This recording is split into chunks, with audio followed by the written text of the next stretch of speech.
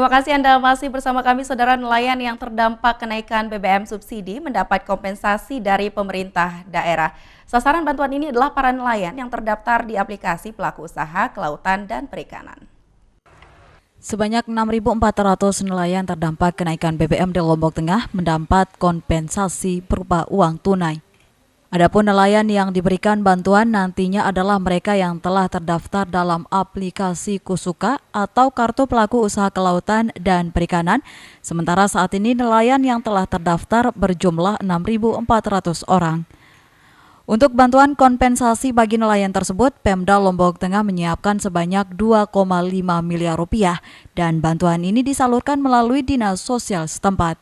Khusus yang untuk nelayan ini, kami belum tahu kebijakan memang bidang lain tentang. Tapi rencananya tahun ini ya? Tahun ini, karena dampak kenaikan BBM. Itu sekali penyaluran itu. Kalau rencananya kemarin ya untuk sekali penyaluran hanya 4 kecamatan yang kena jadinya. Praia Timur, Pujut, Praia Barat, Praia Barat Daya, cuma 4 kecamatan.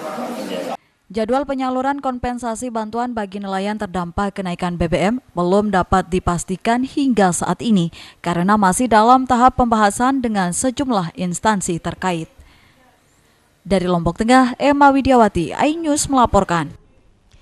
Informasi lainnya, saudara, ratusan massa terlibat kericuhan di kantor Polres Lombok Utara saat pengunjuk rasa memaksa menerobos pagar betis aparat.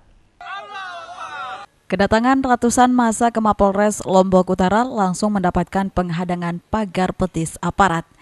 Massa yang sudah tersulut emosinya terlibat kericuhan dengan aparat, aksi baku dorong dan melempar berbagai benda pun tak terbendung.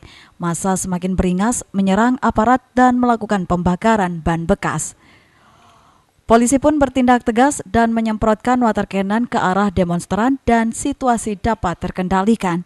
Aksi demo ratusan massa ke kantor Polres Lombok Utara ini merupakan simulasi Sispam Kota pengamanan jelang pemilu 2024. Terima kasih rekan-rekan sudah menunjukkan yang terbaik.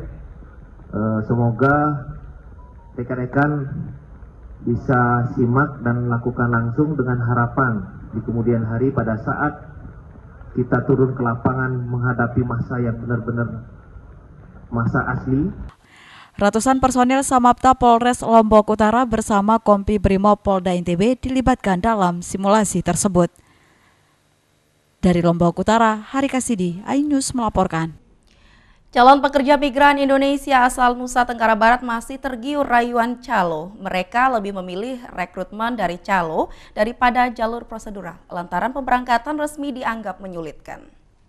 Pencaloan untuk proses pemberangkatan PMI ilegal ke Timur Tengah masih merajalela di tengah pemerintah melakukan sosialisasi dan tahap yang benar untuk berangkat menjadi PMI ilegal agar hak-hak pekerja terpenuhi.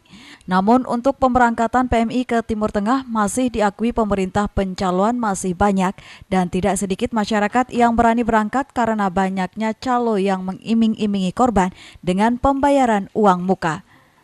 Atensi CPMI ilegal, pemerintah terus melakukan edukasi karena pengiriman CPMI saat ini masih ditutup. Seluruh warga masyarakat untuk waspada dan hati-hati menerima janji atau iming-iming dari sponsor atau calo yang menjanjikan bisa bekerja di luar negeri dalam kondisi pandemi ini. Dari hasil pantauan itu Pak, udah ada yang mengeluarkan uang ini?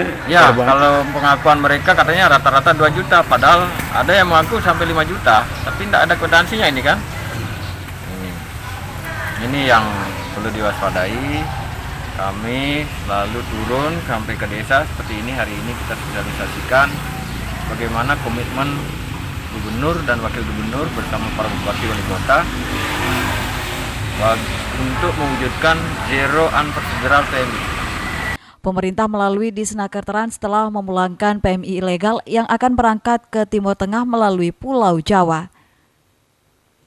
Dari Mataram, Vinka Andini, iNews melaporkan. Kami akan kembali dengan informasi lainnya untuk Anda setelah pesan-pesan berikut ini.